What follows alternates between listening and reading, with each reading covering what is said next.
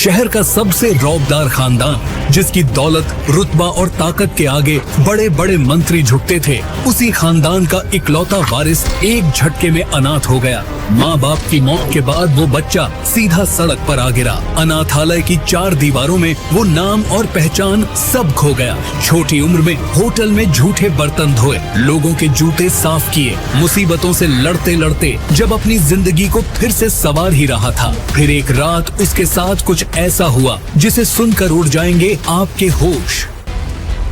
ज्यादा दूर भागे नहीं होंगे, उस तरफ देखो तुम लोग। संजय के हाथ में गोली लगी थी।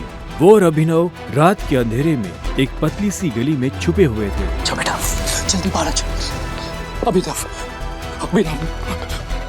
मेरी बात सुन बेटा, यहाँ से भाग जाओ वरना ये लोग तुझे भी मार डालेंगे।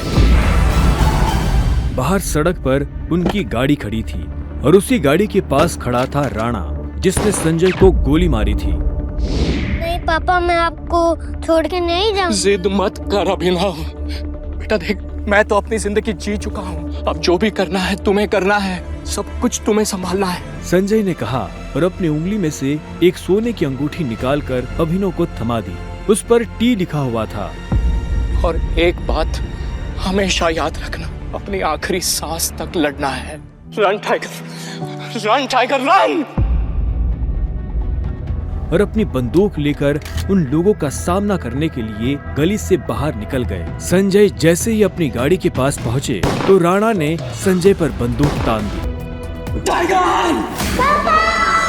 अभिनव चिल्लाया और अचानक से उसकी नींद खुल गई। पसीने में तरबतर अभिनव अपने बिस्तर पर उठकर बैठ गया और गहरी सांसें लेने लगा।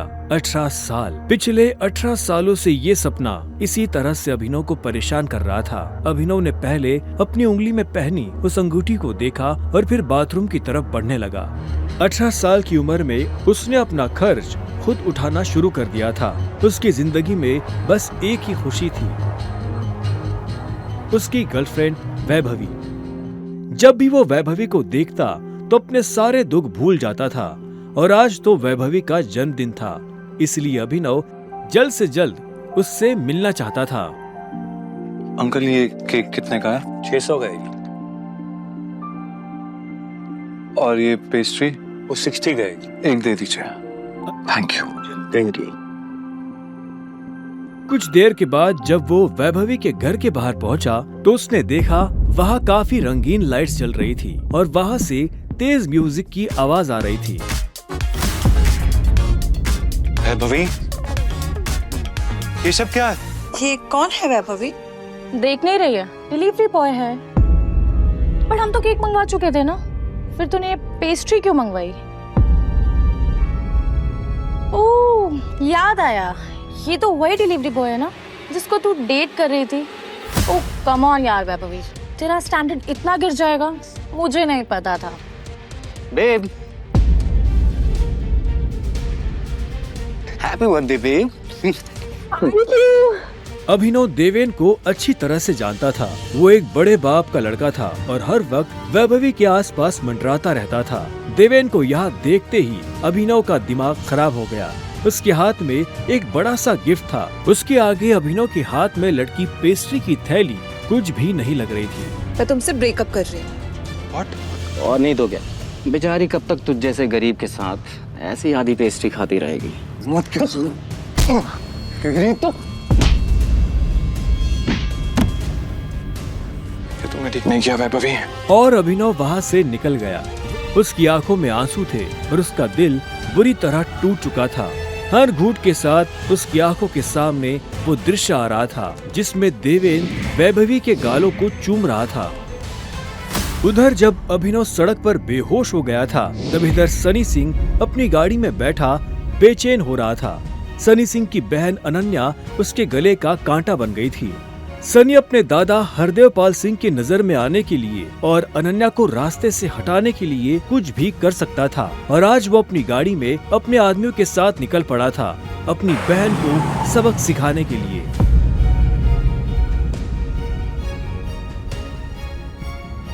सनी के आदमी अभिनव को उठाकर सीधा रूम नंबर 409 में घुस गए। इसके कपड़े उतारो और बेड पे लिटाओ उसको। उन्होंने अभिनव को बहुत आहिस्ते से उस बिस्तर पर लेटा दिया। वहाँ पहले से सनी की बहन अनन्या सोई हुई थी। सुबह जब अभिनव ने करवट बदली तो उसका हाथ एक नरम हाथ से टकरा गया। अभिनव की नींद टूटी और उसने देखा कि वो एक अनजान लड़की के बगल में लेटा हुआ था।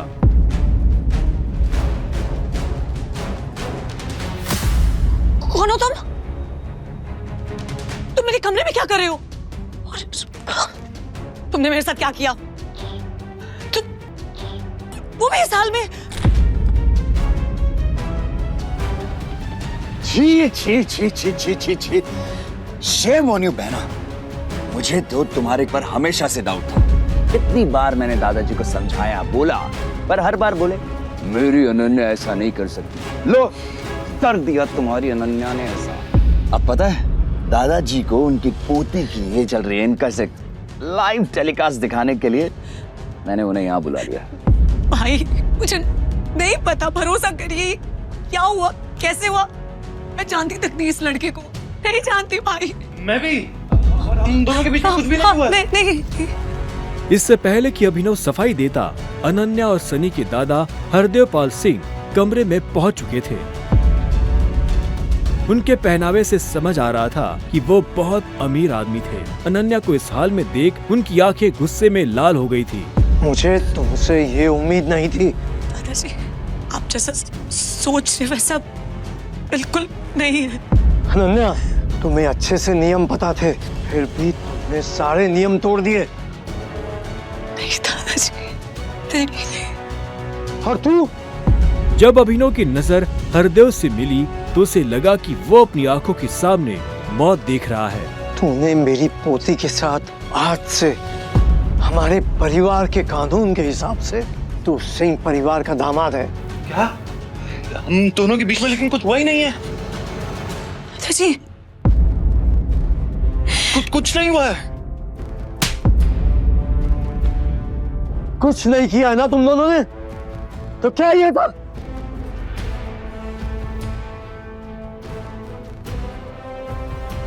इससे पहले कि अभिनव कुछ समझे, हरदेव के आदमियों ने उसे मारना शुरू कर दिया था। अभिनव हरदेव की उम्र का लिहाज कर रहा था, इसलिए उसने अपने आप को रोक लिया था। अनन्या, इसे हॉस्पिटल भेज देना ताकि शाम को अकरम की पार्टी में आने के लिए ठीक ठाक से तैयार हो जाए। और याद रखना, मुझे शाम को अकरम की पार्टी में ये तुम्हारे साथ जरूर नजर आना चाहिए।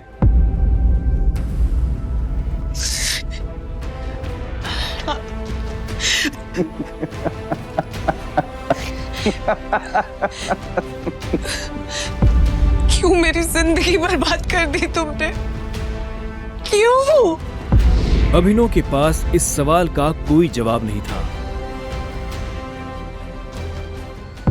वहां जाकर अभिनव शाम को होने वाली पार्टी के लिए तैयार होने लगा। उससे हरदेव और उसके आदमियों का डर नहीं था। वो जानता था कि अनन्या पहले से काफी मुश्किल में थी और वो अपनी वजह से उसकी मुश्किलें और नहीं बढ़ाना चाहता था।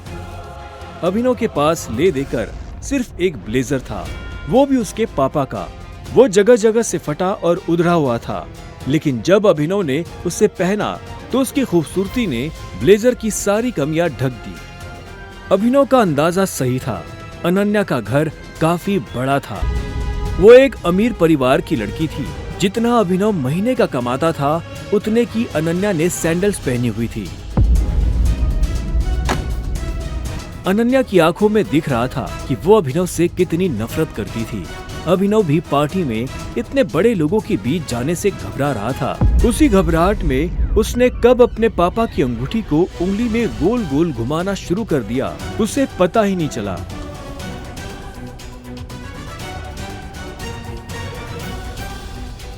इस अंगूठी को उतार दो प्लीज, बहुत गंदी लग रही। सॉरी, पर ये अंगूठी मेरा सब कुछ है।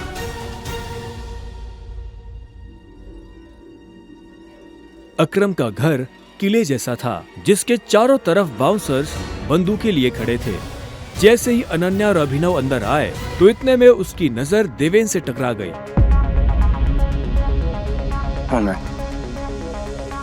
तू यहाँ क्या कर रहा है साले? Yes, my husband. अनन्या पागल हो गई हो तुम।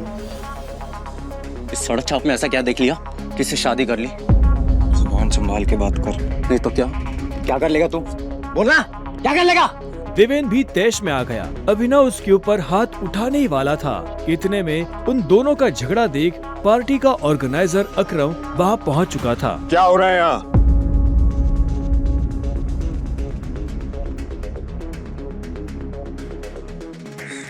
अकरम सर देखिए इस आदमी को, ये क्रिमिनल है, जबरदस्ती आपकी पार्टी में घुसाया। इधर आओ।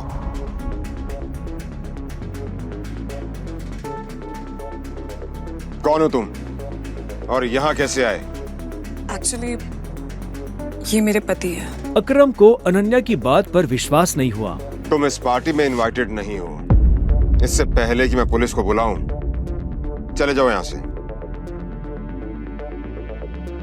Thank you Akram sir. Ananya तुम भी इससे दूर हो, साला गरीब कहीं का। रुको। अकरम भागते हुए अभिनव के पास गया और उसकी अंगूठी को देखने लगा। मुझे तुमसे कुछ जरूरी बात करनी है, अकेले में। अच्छा चलो। अकरम ने कहा और अभिनव का हाथ पकड़कर उसे अपने साथ अंदर ले जाने लगा। अनन्या, देवेन, सनी और पार्टी में मौजूद बाकी लोग ये देख हैरान हो गए थे। कुछ देर बाद जब वो अकरम के कमरे में पहुंच गए तो अकरम ने दरवाजा बंद किया और अभिनव के पास आकर बोला, मैं तुम्हारी ये अंगूठी देखना चाहता हूँ। क्यों? डरो बात, मैं ऐसे मांगने वाला नहीं हूँ, बस मुझे इसमें कुछ देखना है, प्लीज।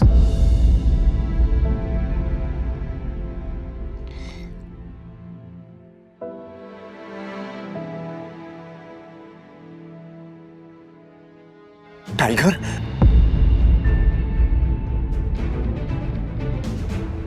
टाइगर? अभिनव ने अकरम के मुंह से ये शब्द सुना तो वो हैरान हो गया। उसे अचानक से अपने पिता के वो आखिरी शब्द याद आ गए जो उन्होंने अभिनव से विदा लेते हुए कह दिए थे। Run tiger, run tiger, run! लेकिन अभिनव हैरान था। उससे समझ नहीं आ रहा था कि अकरम ये सब कैसे जानता था। आखिरकार मैंने तुम्हें ढूंढ ही लिया टाइगर। टाइगर? हाँ, 18 सालों से मैं तुम्हें ढूंढने की कोशिश कर रहा हूं। तुम हमारे टाइगर हो, हमारी हजारों करोड़ों की एम्पायर के वारिस, जिसे हम 3 दोस्तों ने मिलकर शुरू किया था। मैं, तुम्हारे पापा संजय गढ़वाल और राणा अग्निहोत्री। वो देखो। इतना कहते ही अकरम ने दीवार पर टंगी एक तस्वीर की तरफ इशारा कर दिया जिसमें संजय, अकरम और राणा तीनों मौजूद थे। राणा को देख अभिनव को झटका लगा। उसकी आंखों के सामने वो सपना फिर से हरा हो गया जो वो हर सुबह देखकर उठता था। उस रात अभिनव के पिता को जिस आदमी ने गोली मारी थी वो राणा था। अभिनव की जिंदगी रातों रात पलट चुकी थी। उसके साथ जो हुआ उस पर उसे अभी तक यकीन नहीं हो रहा था। उसके हाथ में अपने पिता की तस्वीर थी, लेकिन उस तस्वीर में वो गुस्से से भरी निगाहों से राणा को देख रहा था। अगर उसका बस चलता तो वह अभी के अभी अपने पिता की मौत का बदला ले लेता। मैं तुमसे पूछना ही भूल गया, इतने सालों तक तुम थे कहाँ थे तुम? पापा के जाने के बाद मैं एक अनाथ आश्रम में पला बढ़ा। कई सालों के बाद वहां से निकला, काम करने लगा ताकि पढ़ाई के लिए पैसे जोड़ सकूं। लेकिन इस दौरान आप लोगों ने मुझे ढूंढा क्यों नहीं? टाइगर, ऐसा नहीं है कि मैंने तुम्हें ढूंढने की कोशिश नहीं की। जैसे कि मैंने तुम्हें बताया कि तुम्हारे पापा के जाने के बाद माफिया वर्ल्ड में अफरा तफरी मच गई थी। हम उसे भी संभाल रहे थे और तुम्हें भी ढूंढने की कोशिश कर रहे थे, लेकिन वक्त के साथ साथ तुम्हारा चेहरा भी बदल रहा था, इसलिए तुम्हें ढूंढने में बहुत मुश्किल हो रही थी। फिलहाल अब तुम मिल गए हो। अब तुम्हें देखकर मोंटी और बाकी सब लोग बहुत खुश होंगे। मोंटी का नाम सुनते ही अभिनव को गुस्सा आ गया था। मोंटी एक गद्दार का बेटा था। अभिनव ना तो उस गद्दार के बेटे से मिलना चाहता था और ना ही बात करना चाहता था। लेकिन पापा ने तो मुझे कभी इस माफिया ग्रुप के बारे में कुछ बताया ही नहीं। वो चाहते तो मुझे बता भी सकते थे। तब तुम बहुत छोटे थे, शायद इसीलिए संजय ने तुम्हें इन सब चीजों से दूर रखा। लेकिन मेरा यकीन मानो, मैंने तुम्हें ढूंढने की बहुत कोशिश की। अब तो मिल गए हो, तो मुरझाया हुआ द माफिया किंग फिर से जिंदा हो जाएगा। चीयर्स। अभिनव के मन में कई सारे सवाल उठ रहे थे। उसे समझ नहीं आ रहा था कि राणा का राज अकरम और बाकी लोगों को पता क्यों नहीं चला, और क्यों एक गद्दार का बेटा अभिनव की गद्दी पर बैठा हुआ था। इससे पहले कि अभिनव अपने आप को कोई जवाब दे पाता, अकरम उसके पास आया और उसने अभिनव को 50 करोड़ रुपए का एक चेक थमा दिया। ये लो, इसे रख लो। जब तक तुम टाइगर की पोजीशन नहीं पा लेते, तब तक तुम्हें इसकी जरूरत पड़ेगी। अभिनव ने अकरम के हाथ से चेक लिया और उसे देखने लगा। उसकी जिंदगी पलट तो गई थी, लेकिन अभी भी ऐसे कई सवाल थे जिनके जवाब उसे नहीं मिले थे। एक बात और, तुम्हारी असली पहचान के बारे में फिलहाल किसी को कुछ पता नहीं लगना चाहिए। इसलिए अभी तक जैसे जीते आए थे वैसे ही जीते रहना, समझे? अभिनव ने हाँ में सिर हिलाया और दोनों कमरे से बाहर आ गए। इधर अनन्या चिंता भरी निगाहों से उस कमरे के दरवाजे को देख रही थी जिसमें अभिनव और अकरम थे। वो ये जानने के लिए बेताब थी कि उन दोनों के बीच अंदर क्या बात हो रही थी और अभिनव को आने में इतनी देर क्यों लग रही थी। लगता है आज अभिनव अपनी दवा चखेगा। वैसे कितने दुख की बात है ना, शादी के बाद बेचारा ऐश करने से पहले ही मर जाएगा। ये सुन अनन्या को झटका लगा। वो जानती थी कि अकरम के लिए किसी को मारना कोई बड़ी बात नहीं थी। अकरम सर जैसे गटर के चूहों को बर्दाश्त नहीं करते हैं, साफ कर देते हैं। देखना ये भी नहीं बचेगा। इसे कहते हैं शादी करके मर गया, वो बात सच हो जाएगी। अनन्या को ये सुनकर बुरा लगा। कोई इंसान किसी दूसरे इंसान की मौत पर खुश कैसे हो सकता था? प्लीज एटलीस्ट उसके बारे में इस तरह से बात तो मत करो। तो कैसी बातें करें? जिसके जैसे लक्षण होते हैं ना, उसके बारे में वैसी ही बातें होंगी। देवेन सही कह रही है वो, बिल्कुल ठीक कह रही हो। हमें उसके बारे में ऐसे बात नहीं करनी चाहिए। वैसे भी मेरे दादाजी ने कहा था कि मरे हुए लोगों के बारे में ना गलत बात नहीं करनी चाहिए।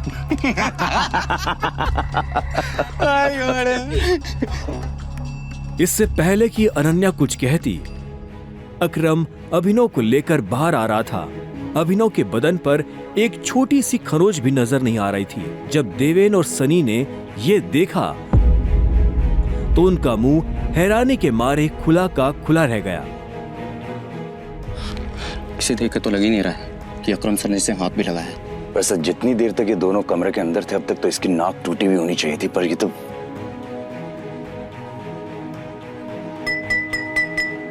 लेडीज एंड जेंटलमैन, मैं आप सबको किसी से मिलवाना चाहता हूं। ये अभिनव, मेरे सबसे पुराने ड्राइवर का बेटा, मेरे लिए बहुत अजीज है ये। अकरम ने जैसे ही अभिनव का सबसे परिचय करवाया तो देवेन और सनी खुश हो गए, लेकिन अनन्या को ये सुनकर झटका लगा। Enjoy the party please. इतने में अकरम ने कहा और अभिनव को अकेला छोड़ बाकी लोगों से मिलने के लिए निकल गया। देवेन और सनी को अभी तक समझ नहीं आ रहा था कि अकरम अभिनव को इतना भाव क्यों दे रहा था। अभिनव को इस बात से कोई लेना देना नहीं था कि सनी और देवेन उसके बारे में क्या सोच रहे थे। उसकी आंखों के सामने बस रह रहकर अपने पिता की शक्ल आ रही थी। उसे वो रात याद आ रही थी जिस रात को राणा ने संजय को गोली मारी थी। अभिनव को ये भी याद आया कि उसे खुद भी गोली लगी थी, लेकिन उसकी किस्मत अच्छी होने की वजह से वो बच गया था।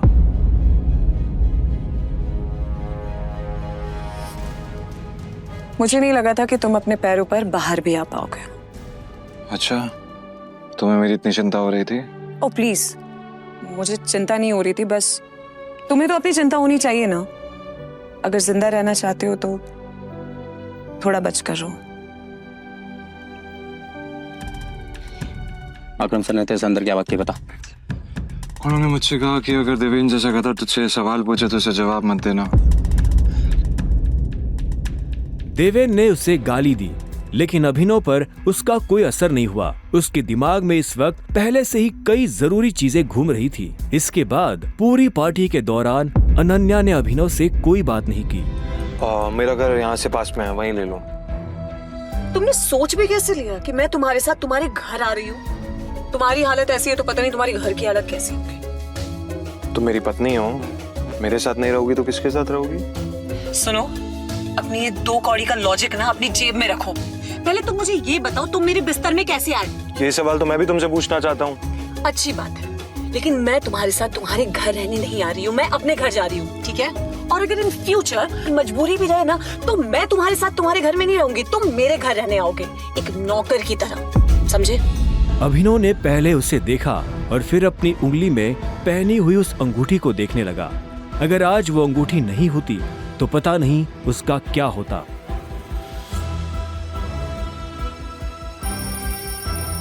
अगली सुबह जब अभिनव का अलार्म बजा तब वो फिर से वही सपना देख रहा था। अलार्म की आवाज सुन वो झटके से उठा और अपने बिस्तर पर बैठ गया। उसने उठते ही मन ही मन सबसे पहले अकरम को धन्यवाद दिया, जिसने उसके पिता की कंपनी को इतने सालों बाद भी जिंदा रखा, लेकिन साथ ही उसे अपने पिता को खोने का मलाल भी था। इसी ख्याल के साथ अभिनव बिस्तर से उठा और अपने काम पर जाने के लिए तैयार होने लगा। अकरम के हिसाब से उसकी डिलीवरी बॉय की जॉब उसे अपनी पहचान छुपाने में काफी मदद कर सकती थी। अभिनव ने अपनी जेब में अकरम का दिया हुआ चेक डाला और घर से निकल गया। 1 घंटे बाद जब वो अपनी बाइक से ऑफिस आया और कॉरिडोर में चलने लगा तो उसे पीछे से आवाज आई, ए डिलीवरी बॉय। यह आवाज उसके साथ काम करने वाले हरीश की थी। उसे ऑफिस में अपना काम करने की नहीं, अभिनव को चिढ़ाने की तनख्वाह मिलती थी। क्या हुआ, कुछ काम है? मुझे देर हो रही है। हाँ, अबे तुझे किसी मीटिंग में जाना है, बॉस तुझे बुला रहा है। और भाई कल तू कहाँ चला गया था बिना बताए? अपने बाप की बारात में गया था क्या? ये सुन अभिनव की नसें गुस्से में फटने को आई थी। वो चाहता तो अभी हरीश के सारे दांत एक मुक्के में अलग कर सकता था, लेकिन उसने अपने आप को शांत किया और उसकी बात का जवाब दिए बिना अपने बॉस के कैबिन की तरफ बढ़ने लगा। Good morning sir. ऐसा क्या है गुड इस मॉर्निंग में? अभिनव के पास इस सवाल का कोई जवाब नहीं था। ऐसे में उसके बॉस ने आगे कहा, कल तुम बिना बताए चले कैसे गए? अभिनव के पास इस बात का भी कोई जवाब नहीं था। वो चाहता तो अपने बॉस को कोई बहाना बनाकर टाल सकता था, लेकिन अभिनव झूठ नहीं बोलना चाहता था। कल इतनी सारी डिलीवरी थी, तुम्हारी वजह से हमारा कितना नुकसान हुआ तुम्हें पता है? पर सर मुझे महीने में कैजुअल लीव तो मिलती है, तो शट अप! काम तो तुमसे होता नहीं है, बस बहस करने चले आते हो। ये कंपनी तुम्हारे बाप की है। ये सुनते ही अभिनव का पारा गर्म हो गया था। उसने गुस्से में अपनी मुट्ठी भींच ली और घूरते हुए अपने बॉस को देखने लगा। घूर क्या रहा है? अपना सामान बांध और निकल यहाँ से। You are fired! अभिनव को ये सुनकर झटका नहीं लगा। असल में वो जानता था कि उसके साथ ऐसा कुछ बहुत जल्दी हो सकता था। उसका बॉस और देवेन एक दूसरे को बहुत अच्छी तरह से जानते थे। कल पार्टी में अभिनव ने देवेन को जिस तरह से जवाब दिया, उन्होंने मुझसे कहा कि अगर देवेन जैसा कहता तुझसे सवाल पूछे तो उसे जवाब मत देना। उससे उसे समझ आ गया था कि आज नहीं तो कल ये होकर रहेगा। ठीक है, कोई बात नहीं, मैं चला जाता हूँ। जो मैंने पूरा महीना काम किया है उसकी सैलरी दे दीजिए। सैलरी? तेरी वजह से हमारा जो नुकसान हुआ उसकी भरपाई अगर मैं तेरी सैलरी से भी करूँ ना, तो भी तुम्हें अपनी जेब से 10,000 रुपए देने पड़ेगी। शुक्र मना कि वो मैं तुझसे नहीं मांग रहा, इसलिए चुपचाप निकल यहाँ से। क्या बोल रहे हो सर आप? क्या मेरे एक दिन आने का आपका 25,000 का नुकसान हो गया? मैं तब तक यहाँ से नहीं जाऊंगा जब तक मुझे मेरी सैलरी नहीं मिल जाएगी। सैलरी दीजिए। सैलरी? रुक, अभी देता हूँ तुझे तेरी सैलरी। उसके बॉस ने कहा और टेबल पर रखी घंटी बजा दी। अगले ही पल कमरे का दरवाजा खुला और 4 बाउंसर अंदर घुस आए। उठाकर बाहर पटको साले को।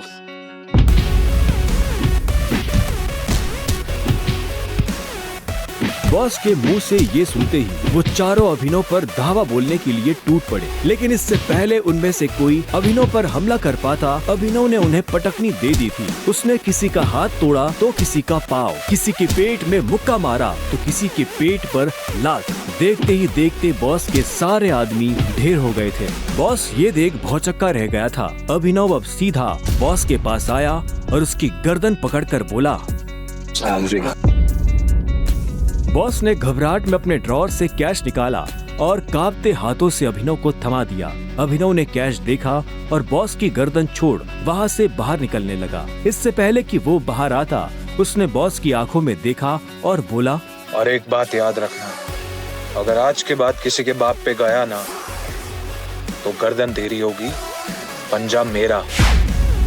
ये सुन बॉस के होश उड़ गए थे। उसे पता था कि अभिनव एक गुस्सेल आदमी है, लेकिन उसने कभी उसका गुस्सा देखा नहीं था। इधर अभिनव भी जब ऑफिस से बाहर आया तो उसे एक अनजान नंबर से फोन आया। अभिनव ने फोन उठाया। हेलो, कौन? टाइगर, अकरम।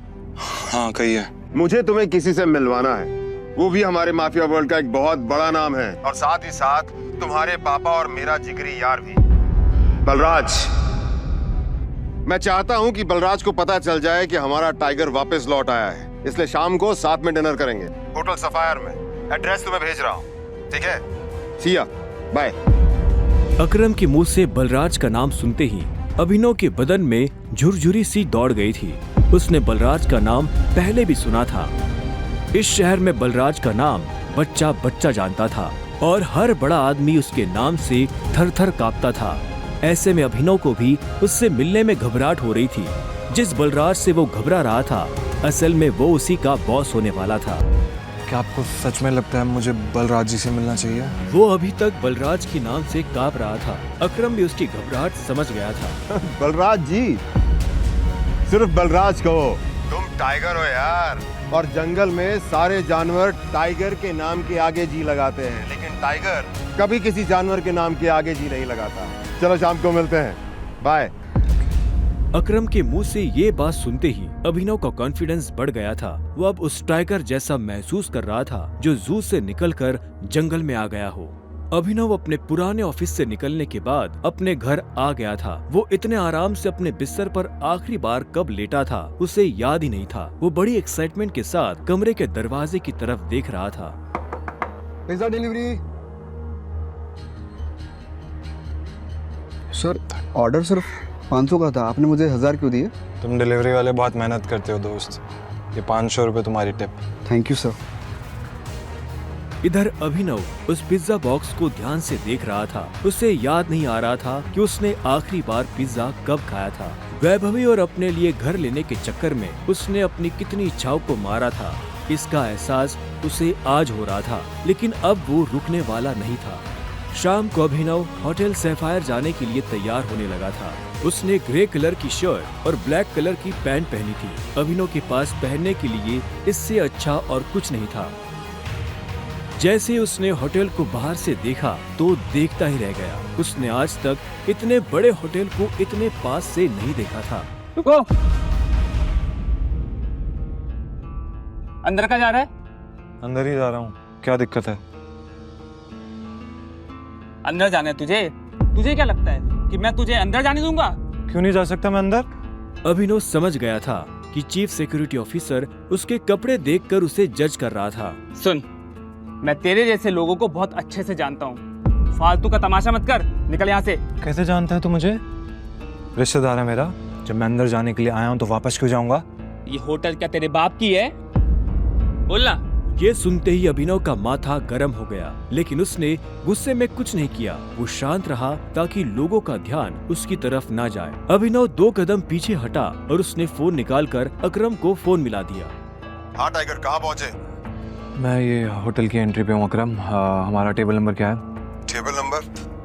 अरे मैं इस होटल का मालिक हूँ, मुझे टेबल बुक करने की जरूरत नहीं है। तुम अंदर जाओ और आराम से बैठो, बस मैं पहुँचने ही वाला हूँ। मैं अंदर नहीं जा पा रहा हूँ। यहाँ पे कोई ये सिक्योरिटी वाला खड़ा है, वो कह रहा है कि मेरे जैसे इंसानों को अंदर नहीं जाने देता है।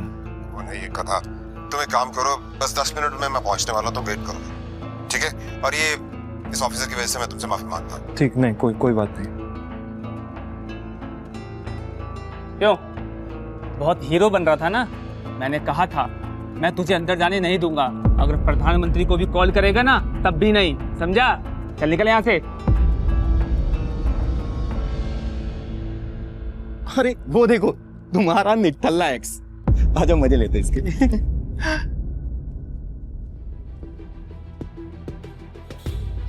इससे मैंने अपना बॉयफ्रेंड कभी माना ही नहीं। वैसे भी मैं अपनी से छोटे लोगों से बात नहीं करती, मुंह नहीं लगती उन्हें बॉयफ्रेंड क्या बनाऊं। तुम छोटे आदमी के मुंह नहीं लगती होगी, लेकिन ये छोटा आदमी तुम्हें एक सलाह देना चाहता है। इंसान की पहचान उसकी जुबान से होती है, जुबान संभाल के बात करो, वरना किसी दिन यही जुबान तुम्हारी जान ले लेगी। वाह, क्या बात कही है। ताली बजाओ। Very nice. तो फिर तुमसे तुम्हारे पैर क्यों नहीं संभाले गए? यहाँ कैसे चले आए? पिए हुए हो क्या? अकरम ने बुलाया मुझे यहाँ पे। अच्छा, अरे हाँ याद आया, अकरम सर ने उस दिन कहा था तू उनके किसी ड्राइवर का बेटा है, तो यहाँ अपने बाप की जगह ड्राइवर की नौकरी मांगने आया क्या? सही है, लेकिन वो रखेंगे नहीं, तेरे जैसे गरीब को वो ड्राइवर भी नहीं रखेंगे। आए हो मतलब तुम्हें बुलाया नहीं गया? मुंह उठा के चले आए। भिखारी गई है। आया नहीं हूँ, बुलाया मुझे, अकरम ने बुलाया है। मुझे पता ही था ये कोई पागल है। तभी वहां एक काले रंग की चमचमाती हुई महंगी सी गाड़ी आकर खड़ी हो गई। सभी पलटकर गाड़ी को देख रहे थे। अकरम गाड़ी से बाहर निकला और उसके साथ एक और आदमी था। वो देखने में लंबा चौड़ा और मजबूत था। वो और कोई नहीं बल्कि बलराज था। वो एक बहुत ही फेमस कपड़ों की कंपनी का मालिक था और साथ ही द माफिया किंग का एक मजबूत पिलर। उसे देख अभिनव की आंखें खुली की खुली रह गई। उसने बलराज के बारे में सुना था। क्या आपको सच में लगता है मुझे बलराज जी से मिलना चाहिए? उसे तस्वीरों में देखा था, लेकिन तस्वीरों में देखने और सामने से देखने में जमीन आसमान का अंतर नजर आ रहा था। उसके मन में यह सवाल उठ रहा था कि आखिर बलराज उससे क्यों मिलना चाहता था। क्या चल रहा है यहाँ? सॉरी सर, लेकिन इस आदमी ने मुझे और कस्टमरों को काफी परेशान किया हुआ है। मैं स्टोर को अंदर जाने से रोक रहा हूँ तो ये यहाँ पे तमाशा कर रहा है। क्या तुम्हारी हिम्मत कैसे हुई इसे चोर कहने की? तुम होते कौन हो इसे अंदर जाने से रोकने वाले? ये होटल तुम्हारे बाप ने खोल रखा है क्या? ये मेरा मेहमान है और तू आज के बाद इस होटल के आसपास भी दिखाई दिया ना तो तेरी टांगे तोड़वा दूंगा। Get lost.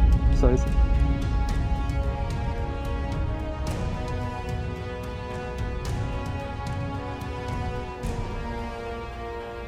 I'm sorry, tiger. इस बेवकूफ की वजह से नहीं। असल में तो छोटा आदमी का दुश्मन बना हुआ है आजकल। आओ चलो। अकरम ने अभिनव को अपने साथ अंदर आने का इशारा किया। अभिनव अकरम के पीछे चला जा रहा था। उसे महसूस हो रहा था कि बलराज भी अपने भारी भरकम पैरों के साथ अभिनव के पीछे आ रहा था। कुछ देर के बाद वो होटल के एक आलीशान से कमरे के बाहर आ चुके थे। इससे पहले कि वो अंदर जाते, होटल का मैनेजर उनके पास आया और बोला, good evening sir, welcome sir, can I get something for all of you? एक काम करो, जो भी लीकर अवेलेबल है उसकी लिस्ट भिजवा दो। Sure sir, but sir if you don't mind, अपने होटल में जितनी भी लिकर्स अवेलेबल हैं मुझे सबके नाम याद है। We have tequila which is of 5 lakh rupees, vodka 8 lakh rupees, biscuit 10 lakh rupees and we have gin जो कि 12 लाख रुपए की। Sir what would you like to have? क्या है कि आज मेरे यहाँ बहुत खास मेहमान आए हैं, तो इसलिए जो सबसे महंगी है वो भिजवा दो और बाकी सब चीजें। Sure sir, I will get the best liquor for all of you. Good evening sir. Good evening sir. Akram, hotel तेरा, शराब तेरी, फिर भी तुम्हारा ये मैनेजर तुझे तेरी शराब की रेट क्यों बता रहा था, जबकि तू कोई भी चूज कर सकता है? वो इसलिए मेरे दोस्त क्योंकि मैं दिन देखकर शराब मंगवाता हूँ और आज का दिन मेरे लिए, इनफैक्ट हम सबकी जिंदगी के लिए बहुत इंपॉर्टेंट दिन है, इसलिए मैंने हम तीनों के लिए महंगी शराब मंगवाई। So let's enjoy. अच्छा आओ। Okay, let's enjoy. अब तुम्हें यहाँ अपनी पहचान छुपाने की जरूरत नहीं है। ये रूम प्राइवेट भी है और सबसे सेफ भी। बैठो। वो एक आलीशान कमरा था। वो तीनों बैठ गए। तब अभिनव बलराज को बहुत ध्यान से देख रहा था। बलराज, आज मैंने तुम्हें यहाँ एक बहुत इंपॉर्टेंट इन्फॉर्मेशन देने के लिए बुलाया है। हमें संजय का बेटा टाइगर मिल गया है, लेकिन फिलहाल वो अंडरकवर है, इसलिए उससे तुम्हें मैं बाहर नहीं मिलवा सकता था। Sir your snacks and drink.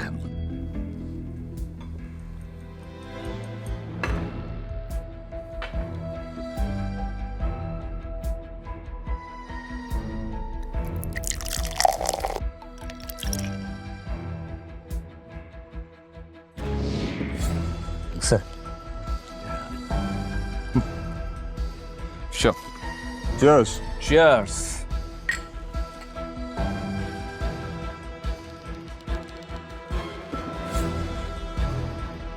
तो यही है टाइगर?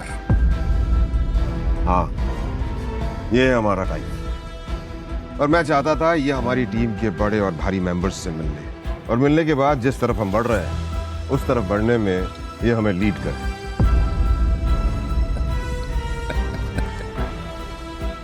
माफ करना दोस्त, पर मुझे थोड़ी हंसी आ रही। वो क्या है ना, सब कुछ तो तू ही बोल रहा है। हमारा ये टाइगर गूंगा है क्या? हाँ बलराज, तुम्हें टाइगर के बारे में इस तरह से बात नहीं करनी चाहिए। माफ करना दोस्त, माफ करना। बोलनेस अच्छी लगी मुझे तुम्हारी। अच्छा,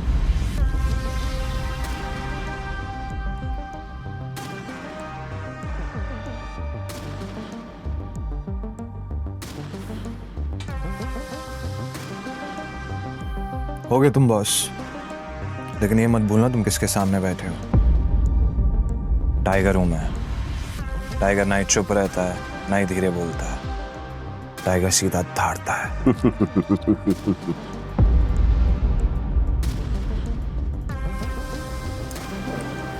तो तुम टाइगर हो, ठीक है। तो टाइगर ये बताओ, इतने सालों से कहां थे तुम? अब ऐसा तो नहीं हो सकता ना कि इतने सालों के बाद तुम हमारे सर पे आके बैठ जाओ और हम मान लेंगे कि तुम टाइगर हो। मजाक तो नहीं हो रहा है यहाँ? क्यों अकरम, सही कहा ना? और जिस गद्दी की तुम बात कर रहे हो ना, उसको लिया नहीं जाता, कमाया जाता है। आई बात समझ में? अच्छे से जानता हूं, छीनना मेरे खून में भी नहीं है। मैं इतने सालों से कहाँ गायब था, क्या कर रहा था, ये सब समझाने का तो हमारे पास टाइम नहीं है शायद। और रही बात कि मैं टाइगर हूं या नहीं हूं, ठीक है, तुम तरीका बताओ, साबित कर दूंगा। शाबाश, ये हुई ना बात। अकरम ने मुस्कुराते हुए अभिनव को देखा।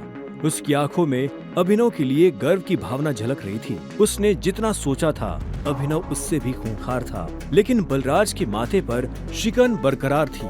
उसकी आंखों से पता चल रहा था कि वो इतनी जल्दी अभिनव को टाइगर नहीं मानने वाला था। वैसे भी पूरे ग्रुप में अगर बलराज किसी चीज के लिए जाना जाता था तो वो थी उसकी जिद। वो इस बात को नहीं पचा सकता था कि कल को एक बच्चा उसके सर पर बैठकर राज करे।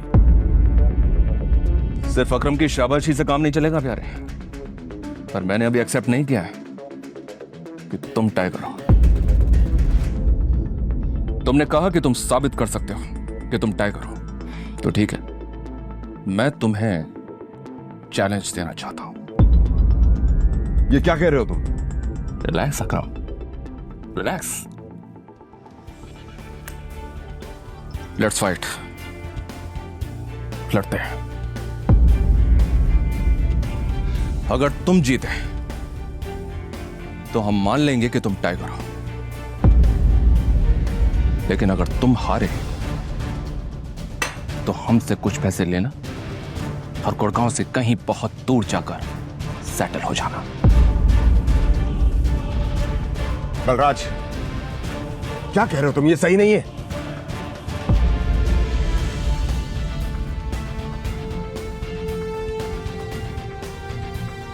Let's fight. कब करनी है लड़ाई? नहीं टाइगर, होल्ड। देखो, तुम्हें किसी को भी कुछ भी साबित करने की जरूरत नहीं है। That's it. अकरम, मैं जो भी कर रहा हूँ अपनी मर्जी से कर रहा हूँ। आज जो बलराज मेरे मुंह पे बोल रहा है, मैं नहीं चाहता कल को कोई ऐरा गहरा मेरी पीठ पीछे बोला है। अकरम ने अभिनव की आंखों में संजय जैसे तेवर देखे तो उसने एक गहरी सांस ली और सब ऊपर वाले के भरोसे छोड़ दिया।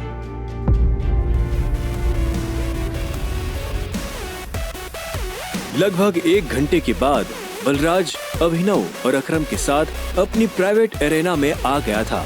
ये वही एरेना थी जहां पर बलराज अक्सर लड़ाई किया करता था। उस बड़ी सी एरेना में उन तीनों के अलावा और कोई नहीं था।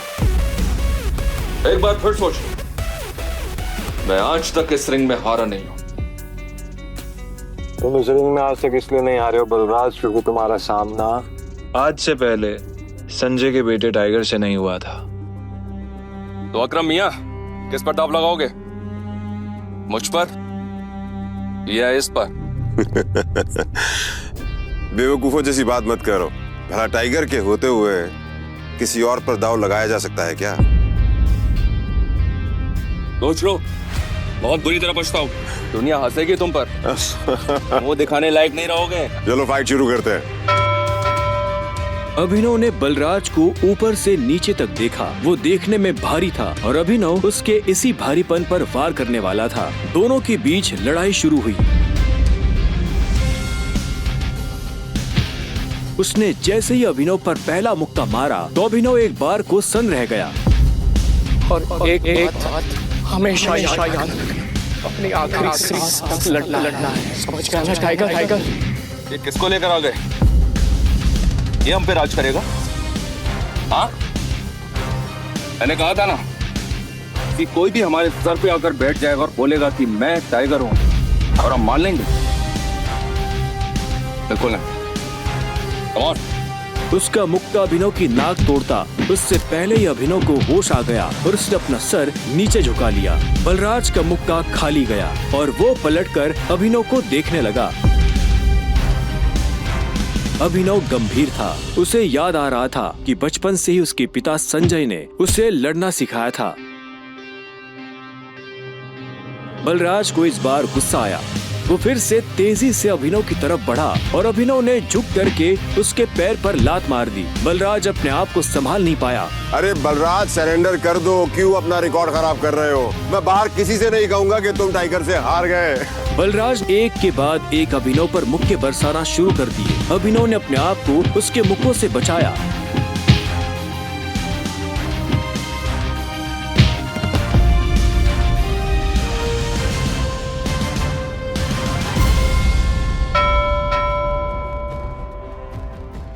YouTube पर यह है द रिटर्न ऑफ टाइगर का फिनाले एपिसोड। लेकिन कहानी अभी खत्म नहीं हुई है। आगे के एपिसोड सिर्फ अवेलेबल हैं पॉकेट FM ऐप पर। आगे क्या होगा जानने के लिए डिस्क्रिप्शन में दी गई लिंक से डाउनलोड कीजिए पॉकेट FM ऐप और सुनिए पूरी कहानी।